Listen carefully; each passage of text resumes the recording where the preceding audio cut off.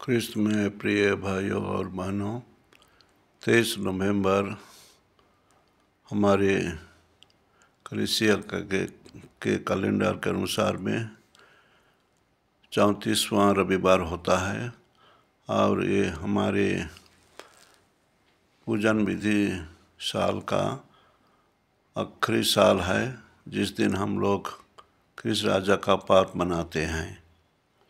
और इस पर्व को समझने के लिए हमें पीछे लौटकर इतिहास को देखना पड़ेगा। इस ख्रिस्त राजा का पर्व हम लोग देखते हैं इतिहास में। संत पापा पियूस 11वां इसको स्थापित किए थे 1925 में अपने धर्मपत्र के जरिए, और पहला बार ये पर्व 1926 ईस्वी में मनाया गया। इसका बैकग्राउंड तो यही है कि प्रथम विश्व महायुद्ध के बाद में हम लोग विशेषकर यूरोपियन कंट्रीज़ में एक रकम से तनाव का माहौल आ गया था, टेंशन था। उधर रशिया में कम्युनिज्म का शुरुआत हुआ, जो एक राजनीतिक दल का शासन हुआ, जो कहेंगे एक शासन ऐसा हुआ जो लोगों को अपने अधीन में दबा के रखे थे।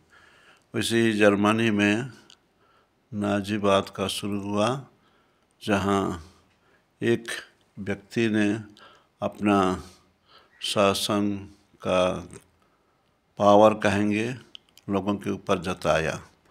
वैसे ही हम लोग देखते हैं इटाली में भी मुसोलिनी के जरिए से फासिस्ट लोगों से उस देश का शासन क्रिया चल रहा था, और लोगों का बीच में भय डर लड़ाई के बाद में भी फैला हुआ था। इसलिए संत पापा पियूस 11वां अपने धर्मपत्र में यही लिखे, ये प्रकट किए कि यीशु ख्रिस्त ही हमारे बीच में एक राजा हैं, जो हमें शांति, प्रेम, एकता का प्रचार किए हैं। इसलिए वे इस बात को ध्यान देकर ख्रिस्त राजा, क्राइस्ट द किंग का पर्व को वे प्रोत्साहित किए। और उसी के बाद में हम लोग कलीसिया में देखते हैं साल का आखिरी समय में, आखिरी रविवार में ये पर्व मनाया जाता है। ख्रिस्त में प्रिय भाइयों और बहनों, ये पर्व जरूर प्रभु के वचन से ही आधारित है। हम लोग पहला पाठ में, आज का पहला पाठ में हम लोग सुनते हैं शमूएल का ग्रंथ से, दाऊद राजा को एक ऐसे राजा चुना गया जो इस्राएली लोगों को अपना सुदृढ़ शासन उनके ऊपर कर सकते हैं, और वे एक उनके लिए आशा और शांति का राजा निकले। अर्थात दाऊद राजा को वे ग्रहण किए अपने राजा के हिसाब में, और उनके बीच में कहेंगे एक शांति का माहौल आ गया, और वे उसके अधीन में रहकर शासित हुए।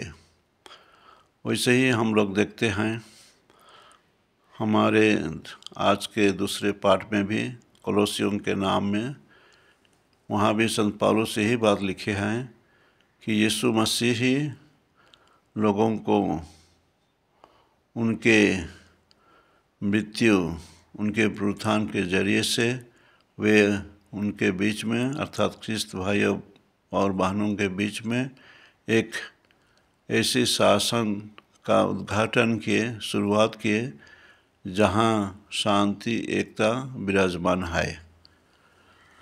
आज के सुसमाचार में हम लोग देखते हैं यीशु ख्रिस्त जब क्रूसित हुए, यहूदी लोगों के हैं, आप ठीक ही कहते हैं कि मैं यहूदियों का राजा हूँ। लेकिन यहाँ हमें समझना पड़ेगा, यहूदियों का राजा होने का मतलब ये है कि वे अपमानजनक मृत्यु वर्ण कर वे पुनरुत्थित होकर अपने को प्रमाणित किए कि वे वास्तव में ईश्वर के पुत्र हैं और इसीलिए वे एक राजा के हिसाब से हैं। और ये हमारे लिए एक आध्यात्मिक सत्य है कि ईश्वर के बेटे होने के बावजूद भी उन्हें ऐसे दुख कष्ट सहना पड़ा और वे अपने को समर्पित कर दिए पिता ईश्वर के हाथ में और वे ईश्वरीय शक्ति से ही पुनर्जीवित किए गए, वे जी उठे। ये एक अनोखा घटना हुआ और वे पुनर्जीवित होकर शिष्यों को शांति दिए, तुम्हें शांति मिले। और वे शांति के शुरुआत करते हैं अपने शिक्षा, अपने वचन के माध्यम से। यीशु ख्रिस्त सच्चाई, प्रेम, मेल प्रेम और शांति का भावना देकर वे शिक्षा दिए। इसीलिए जो कोई इस शिक्षा पर चलते हैं उन्हें वही कहेंगे शांति और एकता मिलता है जिसे यीशु ख्रिस्त स्थापित करने के लिए आए थे। प्रिय भाइयों और बहनों, हम लोग सब कोई क्रूस के ऊपर एक शब्द लिखा हुआ देखते हैं, INRI।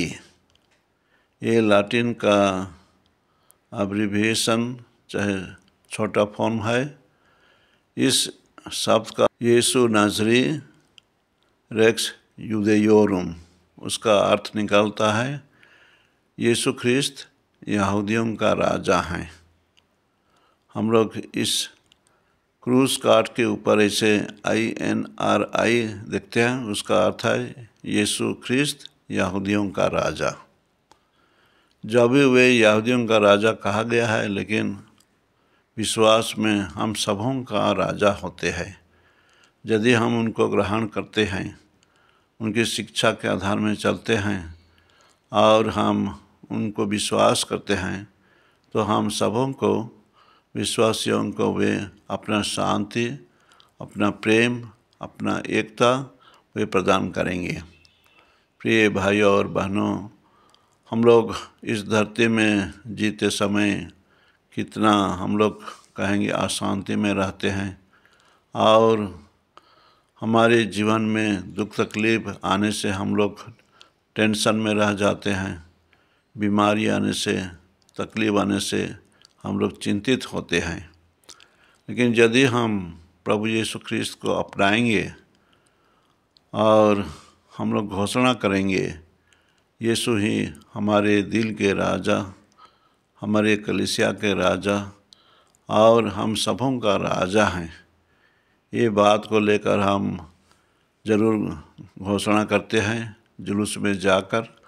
और ये हमारे वचन के माध्यम में, हमारे कहेंगे स्लोगन के माध्यम में हम दूसरों को भी संदेश देते हैं कि यीशु ख्रिस्त हमारे जीवन के मार्ग में हमारे राजा हैं। वे राजनीतिक हिसाब से नहीं हैं ज़रूर, लेकिन हमारे दिल के, हमारे जीवन के वे राजा हैं।